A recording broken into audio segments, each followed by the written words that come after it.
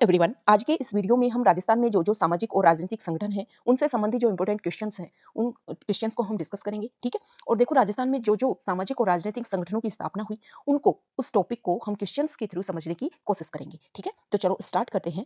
देखो, जो हमारा फर्स्ट क्वेश्चन है, देश हितैषणी सभा का गठन कब हुआ था? देश हितैषणी सभा का गठन कब हुआ था? तो हमें ध्यान होना चाहिए कि देश हितैषणी सभा का गठन 2 जुलाई 1877 को हुआ था। ठीक है। देखो, 19वीं शताब्दी में क्या हुआ? देखो, हमें पता है कि 1817-1818 के लगभग जो राजस्थान के जो राजपूताना के जो राजा थे, उनका अंग्रेजों के साथ संधियां हो चुकी थी। ठीक है। अब उस समय क्या हो रहा था कि जो विभिन्न जो राज्य थे, उनके सामंतों के समक्ष आर्थिक कठिनाइयां उत्पन्न होने लग गई थी। ठीक है। अब ब्रिटिश संरक्षण जो दे रहा था, देखो शुरुआत में ब्रिटिश ने जब संधि की थी तो इस बात का डिस्कस किया था कि हम आप लोगों को बाहरी आक्रमणों से हम आपकी सुरक्षा करेंगे। लेकिन ब्रिटिश संरक्षण के बाद में उनकी कठिनाइयां और ज्यादा बढ़ने लगी। किनकी कठिनाइयां बढ़ने लगी? राजपूताना के जो राजा थे उनकी कठिनाइयां। अब सामंतों की आय के स्रोत तो सीमित हो गई। ठीक है। लेकिन अब वो जो अपनी पुत्रियों का जो विवाह जो उच्च कुल में जो करते थे, उसमें उनको बड़ी कठिनाइयों का सामना करना पड़ा। ठीक है। क्योंकि जो विवाह खर्च होता था वो बहुत ज्यादा होता था और आय में जो आय के जो स्रोत थे वो कम होते जा रहे थे। अब ये जो विवाह में जो वो खर्चा करते थे, इस समस्या का समाधान उनको करने के लिए 2 जुलाई 1877 को महाराणा सज्जन सिंह के नेतृत्व में, महाराणा सज्जन सिंह के नेतृत्व में, ठीक है, सज्जन सिंह की अध्यक्षता में उदयपुर में, कहां पर? उदयपुर में देश हितैषणी सभा की गठन किया गया था। इसका उद्देश्य एक ही था कि विवाह में जो खर्चा हो रहा है उसको कैसे कंट्रोल किया जाए, कैसे उसको कम किया जाए। ठीक है। इसलिए इस सभा का गठन किया गया था। ठीक है। नेक्स्ट क्वेश्चन है कि देश हितैषणी सभा का गठन किया गया था, तो अभी हमने डिस्कस किया कि महाराणा महाराणा सज्जन सिंह के नेतृत्व में उदयपुर में देश हितैषणी सभा का गठन 2 जुलाई 1877 को किया गया था। ठीक है। नेक्स्ट क्वेश्चन है कि राजस्थान सेवा संघ का गठन कब किया गया था? किसके द्वारा किया गया था? तो विजय सिंह पथिक के द्वारा किया गया था। इसके अलावा हरिभाई किंकर और राम नारायण चौधरी, इन तीनों ने सम्मिलित रूप से 1919 में वर्धा में राजस्थान सेवा संघ का गठन किया गया था। ठीक है। नेक्स्ट क्वेश्चन है कि चैम्बर ऑफ प्रिंसेस को बनाने वाले महाराणा थे। ठीक है। तो चैम्बर ऑफ प्रिंसेस को बनाने वाले महाराणा बीकानेर के गंगा सिंह जी थे। कहां के? बीकानेर के गंगा सिंह जी थे। देखो, जो द चैम्बर ऑफ प्रिंसेस है, ठीक है, उसके नाम से 1921 में, कब? 1921 में क्या हुआ कि ब्रिटिश क्राउन के अधीन भारतीय देसी रियासतों का एक संघ बनाया गया जिसका मुख्य काम था सलाह देने का। मुख्य काम क्या था? सलाह देने का। ये तो द चैम्बर ऑफ प्रिंसेज है, इसी का नाम नरेंद्र मंडल भी था। नरेंद्र मंडल जो नाम है वो इसको अलवर का राजा था जयसिंह, उसने इसे नरेंद्र मंडल नाम दिया था इस संगठन को, चैम्बर ऑफ प्रिंसेज को। ये चैम्बर ऑफ प्रिंसेज है, इसकी स्थापना 8 फरवरी 1921 को इसकी स्थापना हुई थी। ठीक है। दिल्ली में इसकी स्थापना की गई। इसका जो प्रथम अध्यक्ष था वो लॉर्ड रीडिंग था। लॉर्ड रीडिंग इसका पहला अध्यक्ष था। ठीक है। और प्रथम इसका जो चांसलर है वो बीकानेर की महाराणा गंगा सिंह को बनाया गया था। ठीक है। तो ये हमने द चैम्बर ऑफ प्रिंसेस के बारे में डिस्कस किया। नेक्स्ट हमारा क्वेश्चन है कि वॉल्टर कृत राजपूत हितकारिणी सभा का गठन किया गया था। ठीक है। वॉल्टर कृत राजपूत हितकारिणी सभा का गठन किया गया था। ठीक है। तो देखो, 1889 में इसका गठन किया गया था। अब थोड़ा सा हम इस सभा के बारे में डिस्कस कर लेते हैं। देखो, जो कर्नल वोल्टर है, उनको 1879 से, ठीक है, 1887 तक वो मेवाड़ के रेजिडेंट रहे। ठीक है। और उनको बाद में कार्यवाहक एजीजी बना दिया गया था, एजेंट टू गवर्नर जनरल। देखो, ये जो कर्नल वॉल्टर है वो राजपूत समाज में जो जो कुरीतियां फैल रही थी उनको लेकर उन्होंने स्पष्ट बात कही कि राजपूतों की जाति में टीका नुक्ता चारणों भाटों को त्याग विवाह आदि के अवसर पर जो दान दिया जाता था वो अनावश्यक अधिक खर्च किया जाता था। इससे क्या होता था कि जो शादियों में जो एक्स्ट्रा खर्चा होता था उससे धनी तो निर्धन होते ही थे, धनी तो निर्धन हो ही जाता था, उसके अलावा निर्धन भी ऋण के बोझ के नीचे दब जाते थे। इसलिए इन कुरीतियों में जो शादी के समय जो अनावश्यक खर्चा होता था उनमें सुधार करना बहुत ज्यादा आवश्यक था। ठीक है। अब इन्हीं विचारों को व्यक्त किया गया कर्नल वोल्टर के द्वारा। और 1887 में क्या किया गया कि राजस्थान के जो सभी राज्य हैं उनके पॉलिटिकल अधिकारी को एक पत्र लिखा गया कि आप अपने राज्य से एक एक अधिकारी को, एक एक जागीरदार को, ठीक है, मार्च 1888 में अजमेर भेजो। ठीक है। अब 9 मार्च 1888 को भरतपुर, धौलपुर और बांसवाड़ा, ये 3 राज्यों के प्रतिनिधि तो आए नहीं। ठीक है। इसके अलावा सभी राज्यों के प्रतिनिधि अजमेर में इकट्ठे हुए और उन्होंने ये डिस्कस किया कि शादी में खर्चा कम किया जाएगा और विवाह के लिए जो आयु निर्धारित की गई है वो निर्धारित की गई 1888 में, और वो सब राज्यों ने अपने अपने यहाँ पर प्रस्ताव पारित कर दिए।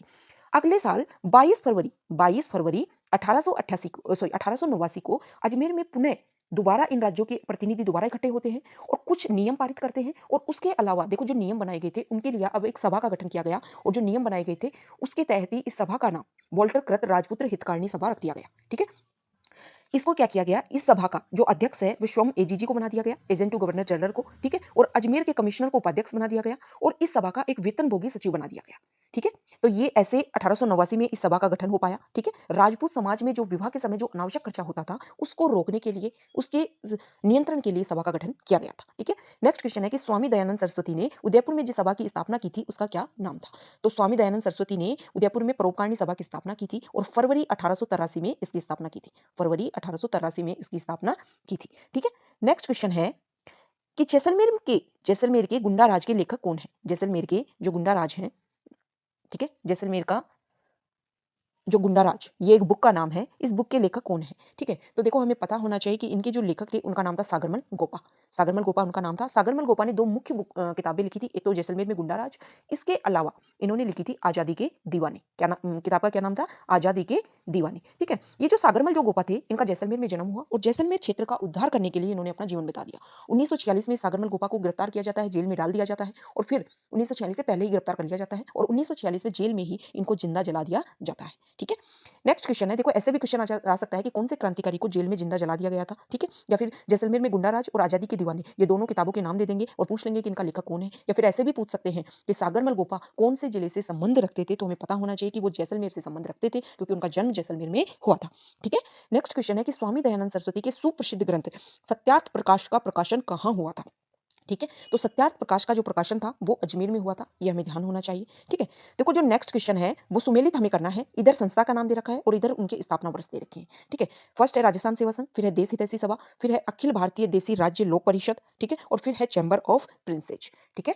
तो देखो राजस्थान सेवा संघ के बारे में हम डिस्कस कर चुके हैं और हमें अच्छे से पता है कि राजस्थान सेवा संघ जो है उसका जो गठन है, ठीक है, उसका जो गठन है वो 1919 में किया गया था। कब किया गया था, 1919 में। तो ए में आ जाएगा 4, ठीक है। 1919 में विजय सिंह पथिक, हरिभाई किंकर और रामनारायण चौधरी, इन तीनों ने महत्वपूर्ण भूमिका निभाई थी 1919 में।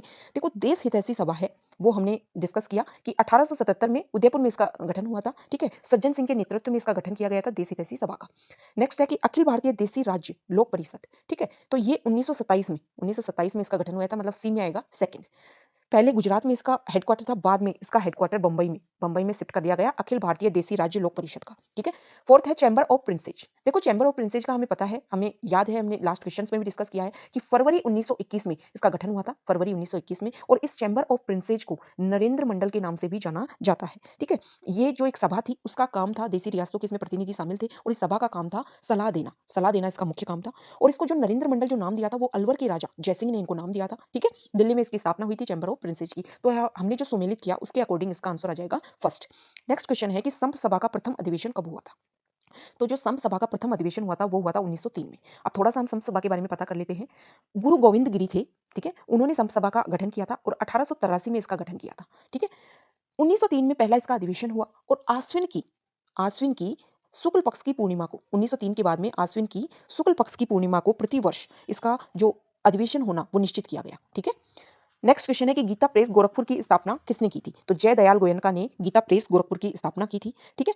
देखो जो गीता प्रेस गोरखपुर है वो यूपी में स्थित है, पहले तो हमें ये पता होना चाहिए कि वो यूपी में मतलब उत्तर प्रदेश में स्थित है और इसकी स्थापना 29 अप्रैल 1929 को की गई थी, 29 अप्रैल 1929 को की गई थी, ठीक है। नेक्स्ट क्वेश्चन है कि सामाजिक एवं राजनीतिक चेतना के लिए स्वामी दयानंद सरस्वती ने राजस्थान की पहली यात्रा कब की थी। तो देखो स्वामी दयानंद सरस्वती ने राजस्थान में पहली यात्रा जून 1865 में की थी और कहाँ की थी, तो करौली की थी। ये भी हमें ध्यान होना चाहिए, ठीक है। तो ये हमने राजस्थान में जो राजनीतिक और सामाजिक संगठन है उनको हमने डिस्कस किया, ठीक है। देखो आज राजस्थान पुलिस का जो सेकंड शिफ्ट का भी मैंने पेपर नहीं देखा है, लेकिन फर्स्ट शिफ्ट का जो मैंने पेपर देखा उसमें मुझे बहुत खुशी हुई कि हमारे चैनल ने जो जो क्वेश्चन राजस्थान की history, geography, art and culture से डिस्कस किए उसमें बहुत सारे क्वेश्चन डायरेक्ट पूछे गए हैं। तो ये हमें हमारे लिए बहुत खुशी की बात है कि हम स्टूडेंट्स के जो एक संघर्ष है उसमें हम थोड़ा सा योगदान दे पाए। इसके लिए हमें बहुत खुशी महसूस हो रही है और आगे भी हम ये कोशिश करेंगे कि जो भी आगामी जो एग्जाम्स हैं, जैसे पटवारी का एग्जाम है जनवरी में और अभी अभी असिस्टेंट प्रोफेसर का कॉलेज लेक्चरर का मतलब जो नोटिफिकेशन आया है और उसमें भी एक फर्स्ट पेपर होता है राजस्थान जीके से संबंधित। तो हम ये कोशिश कर रहे हैं कि अगर कोई भी एग्जाम में राजस्थान का कोई भी लेवल का एग्जाम है और उसमें राजस्थान जीके से, ठीक है, या इंडिया लेवल की जीके से कोई भी क्वेश्चन पूछा जाता है तो हम ये कोशिश करेंगे कि 99% वो बच्चों के सही हों और 100 में से मान लो 100 क्वेश्चन आते हैं तो उसमें से बच्चा 90 प्लस 90 प्लस क्वेश्चंस कर पाए। ये हमारी कोशिश है और हम इसमें रेगुलर प्रयत्न कर रहे हैं। तो thank you very much. Okay.